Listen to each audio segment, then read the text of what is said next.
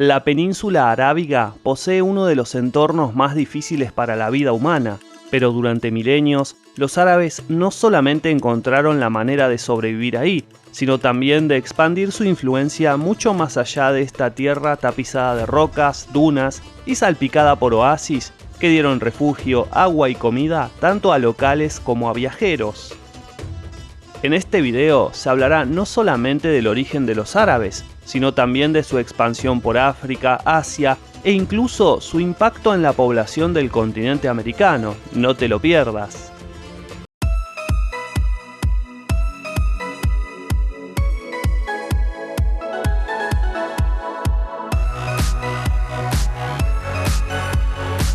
Antes de empezar, es importante aclarar algunos términos.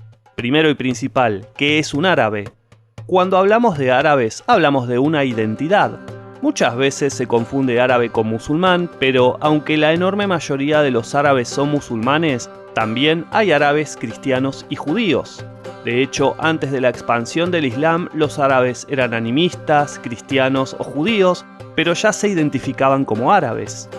Puede haber árabes que no son musulmanes y que pertenecen a otras religiones, o puede haber musulmanes que no son árabes, como por ejemplo pasa en Indonesia, donde el 80% del país es musulmán, pero no es un país árabe.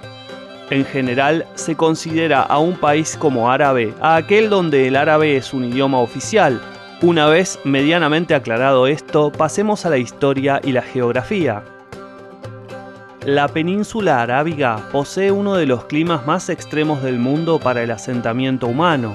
La mayor parte de su extensión es un desierto donde los ríos, denominados wadis, solamente aparecen temporalmente para luego secarse, y dependiendo del área, las temperaturas pueden alcanzar entre 40 y 50 grados Celsius con normalidad. En este ambiente pobre de recursos naturales, los antiguos árabes desarrollaron dos estrategias de sobrevivencia. Algunos se asentaron en poblados en zonas costeras y en los oasis del interior de la península, mientras que otros se dedicaron a la vida nómada, viajando en caravanas para pastorear ganado ovino o como comerciantes, transportando productos entre distintos establecimientos árabes o facilitando el comercio entre distintas culturas de la región. Desde tiempos ancestrales, los árabes se agrupaban en distintas tribus unidas por lazos familiares. Esto otorgaba una estructura de sostén y confianza mutua para recibir auxilio o viajar juntos cuando los asaltos a los viajeros o el saqueo de otras tribus era moneda corriente. Si las caravanas eran grandes, se volvían más seguras frente a eventuales peligros durante el viaje. Aunque estas caravanas se caracterizaban por el uso de camellos, otro aliado imprescindible para realizar las travesías fue el dátil. En un entorno donde conseguir agua y comida era muchas veces imposible, el fruto de la palmera datilera podía sustituir una comida completa durante días, gracias a su riqueza en hidratos de carbono y a presentar también grasas, vitaminas, hierro y calcio. Antes de la fundación del Islam en el 610 después de Cristo, los árabes carecían de unidad. Se trataba de un pueblo fuerte, pero también pobre debido a la falta de recursos disponibles. Las peleas entre tribus eran comunes y la religión los dividía. Una minoría de árabes habían abrazado el cristianismo, otros el judaísmo, y una gran porción de la población adoraba a su dios supremo Alá, pero a su vez sostenían el culto a distintos ídolos tribales.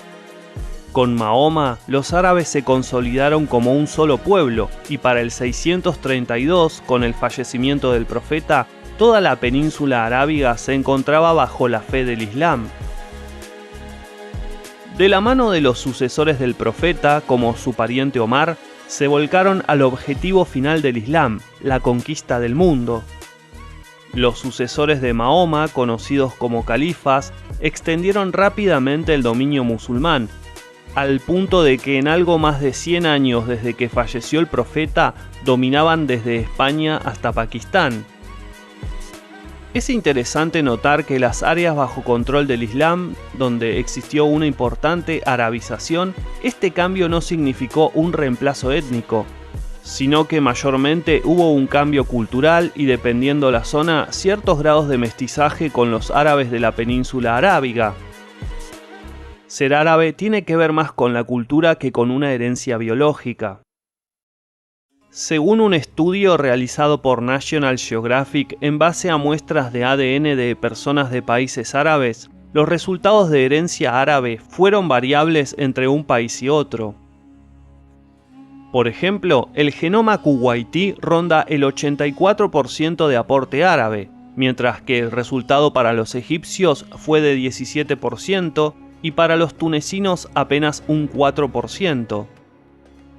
En el norte de África, el genoma local es abrumadoramente norteafricano, proveniente de las poblaciones ancestrales de la región conocidos como bereberes o amazigh.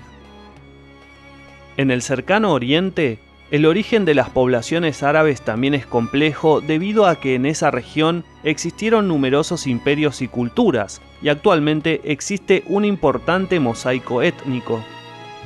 Otro estudio ha demostrado que el 90% de los libaneses modernos desciende de los antiguos fenicios, mencionados en la Biblia como cananeos. Por otro lado, Irak posee una mayoría árabe que se cree que es el resultado de la mezcla entre los descendientes de los antiguos pueblos mesopotámicos y de los árabes de Arabia. Los árabes ya migraban siglos antes de la expansión islámica hacia Irak.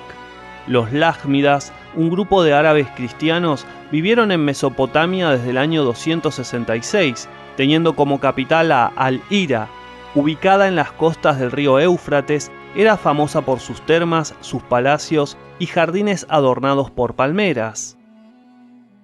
A partir de la independencia de los países americanos, en este continente ha existido una importante migración desde naciones árabes. La promesa de una vida mejor, los negocios y los conflictos militares han originado una diáspora hacia el Nuevo Mundo. Los países del continente con mayor presencia árabe son Brasil, con alrededor de 14 millones de árabes y descendientes. Argentina, con entre 2 y 3,5 millones. Estados Unidos, con más de 1.800.000. Colombia, donde rondan los 1,5 y 2,5 millones. Venezuela, con más de 1,5 millones. México, con 1.100.000. Y también Chile, con 800.000. Es interesante notar que en el caso de América Latina, una enorme mayoría de inmigrantes árabes han sido cristianos, especialmente de países como Siria o el Líbano, con lo cual la integración cultural ha sido relativamente fácil y muchos árabes han tenido descendencia con gente de otras colectividades. Algunos latinoamericanos famosos de origen árabe son la colombiana Shakira, el empresario mexicano Carlos Slim o el actor argentino Ricardo Darín. Hasta acá este resumen sobre el origen de los árabes y su difusión. Por cierto, no olviden dejar un like y sus opiniones en la caja de comentarios. Nos encontramos en otro video de Detrás del Dato. Saludos.